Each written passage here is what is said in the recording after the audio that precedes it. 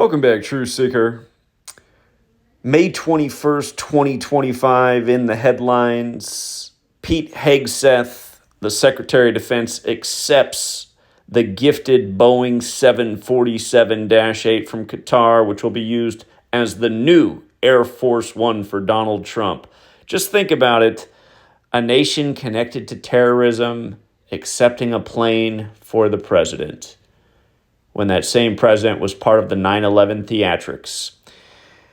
And don't forget what I said back in December. If you want to go back on Jake Gyllenhaal's birthday, Donnie Darko, a movie about a plane crash that came out just before 9/11. Another Donnie, as in Donald Trump. But if you missed my coverage on Jake Gyllenhaal's birthday, where the plane crashed into the Buffalo Bills player's property, Dion Dawkins, DD, reminding that Trump tried to buy the Buffalo Bills before running for president. I showed how that story was pointing to Trump and something with Air Force One. Again, go back and watch the December coverage. I said that somehow this is foreshadowing something with Trump and Air Force One. So here we are about 5 months later, and now, from a nation connected to terrorism, a Boeing being gifted to the president. And don't forget, on 9/11, all the planes were Boeing, and Boeing debuted their jumbo jetliners in 1968, the same year 911 was made the national emergency dialing code, the same year World Trade Center construction began. This story came about the same time Netflix released the new Osama bin Laden documentary, the same Osama who was enrolled in that very exclusive private school in Saudi Arabia in 68, which is the same year Muhammad Atta was born, as well as Timothy McVeigh and all the other things that went down in 68 connected to the fateful day. Of course, 9/11 kicked off the 21st century, and here we are on the 21st of the month, and Qatar equals 21, just like Jesuit. Again, the Jesuits gave us the language and the calendar and are the order that stands behind these rituals. But yes, on the 21st of May,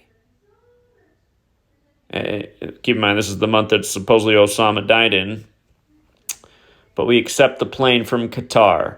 And with regards to the Jesuits, don't forget that Pete Hegseth was nominated November 12th, 2024, which was the leader of the Jesuits' birthday, Arturo Sosa, born November 12th.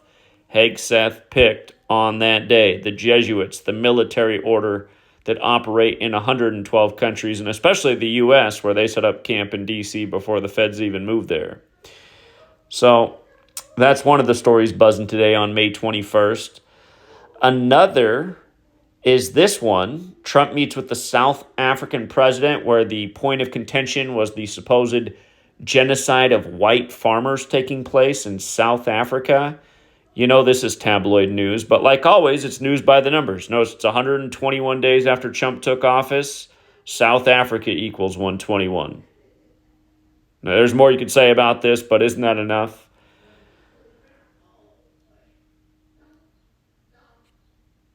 It's always news by the numbers in the federal city. Again, you learn this code of ABC123. You'll see it's news by the numbers every single day. Oh, by the way, from the South African leader's birthday to today's 185 days later, like Donald John Trump equals 185. And here's a kicker. I missed this one yesterday. This was in the headlines yesterday on Cannonball Day, May 20th. In the Diddy trial, it came up that he took an ecstasy pill that was the shape of Barack Obama's head. I wonder if it said hope on it. But pattern we've talked about a gazillion times. This story broke 76 days before Barack Obama's birthday. And again, in Gematria, slave equals 59 when you run the alphabetic order forward, 76 when you run it in reverse, very similar to Bad Boy Records. Again, that's Diddy's label. 5976. Barack Obama, the first black president. Barack Obama equals 76, like slave. One of the most infamous verses in the Bible about slavery is Acts 7:6, which is the 44th book of the Bible, like Obama was number 44, elected 44 years after the Civil Rights Act. Don't forget that Obama's Secret Service name is Renegade either. Renegade 59, Barack Obama 76. Black History Month recognized by the feds in 1976. And remember, in the four base ciphers, again, if you're new here, there's four base ciphers of the English language. I learned about this in the 1926 book, The Secret Teachings of All Ages. But they're the alphabetic order, the reverse alphabetic order, in both orders with numerology applied. Notice how slave is 14 and 31 as well. Remember, Obama announced he was running for president February 10th, 2007, 31 years to the day of the federal government recognizing Black History Month for the first time in 76, 31 years to the day. And funny enough, that day was also 14 weeks after Diddy's birthday. 14 weeks after Diddy's birthday. Again, slave 14 like Obama. The 14th Amendment has a lot to do with slavery. And just the whole thing about it being an ecstasy pill, this was the news on the 20th.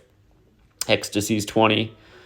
The man who gave the testimony of this, his name was David James, considered that for the Jesuits. Again, this entire thing's a Jesuit ritual. And if you doubt that, I don't know why you do, because I'm pretty much the only one in the world who said in a year in advance the Jesuits would take down Diddy at age 54. And it was the same Jesuit prosecutor initially after Diddy who took down R. Kelly at age 54, and she went to Georgetown, the nation, or not the nation, but the university established by a 54-year-old then John Carroll, when John Carroll equals 54, like Jesuit order, like their headquarters is the Church of the Jesu, Building 54. But yes, Cannonball Day is a Jesuit thing. Look at how David James overlaps with Cannonball. Triple overlap, this story on Cannonball Day. You can see the one cipher where it's different. It's the same numbers, just reshuffled.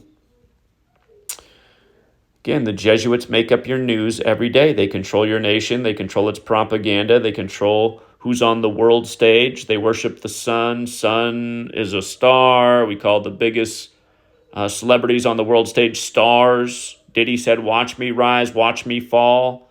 Back in the 90s on Saturday Night Live next to a 54-year-old Jimmy Page, only to fall at age 54 when the word sun is 54, the nearest star. But yeah, again, all of this stuff's a joke. And by the way, with regards to 54 and the Jesuits, go back and see where Obama was 54 days after his 54th birthday. I know exactly where he was because I covered it back then when it happened.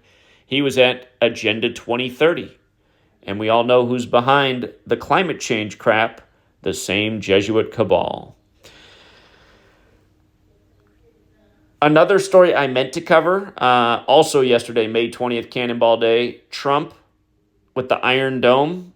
The majority of the world writes May 20th, 20/5, like 205. Israel equals 205, and Israel implemented the Iron Dome system decades ago.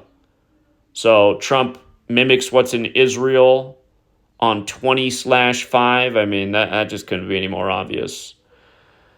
But yeah, that's what's buzzing at the moment. And they're saying Trump's bill might not pass. And that's a good thing for all of America right now because it's tremendous in terms of spending. Again, reminding you there's nothing conservative about the Republicans and there's nothing really liberal about the Democrats. These are just two bought and paid for parties that find ways to tax us more and siphon off more of our wealth to the corporations, the fascist enterprises that really run this nation. But yeah, Trump has a big spending plan. You know, he takes after Ronald Reagan, who talked a good game and did just the opposite. Reagan said he wanted to make government so small he could drown it in the bathtub and made it way, way bigger than any president could ever have dreamed of before. Until Trump came along, and then he made it even bigger. And now he's doing it again. He's got a massive budget plan. Trillion. Remember the trillion ritual? The first $1 trillion budget for the Pentagon? Remember that? How that was a big 114 ritual, like art of war equals 114. So does World War. Art of war. People know about that text because of the Jesuit priest Father Amiot, who translated it and made it popular in 1773. Right before this nation was established in a big Jesuit Masonic ritual and has been pretty much at war ever since. And then the chump heads, they'll say, but Trump didn't create any new wars. Meanwhile, he escalated drone bombing to astronomical levels. Those are acts of war all day, every day. We'll leave it there for now, Truth Seeker. Till next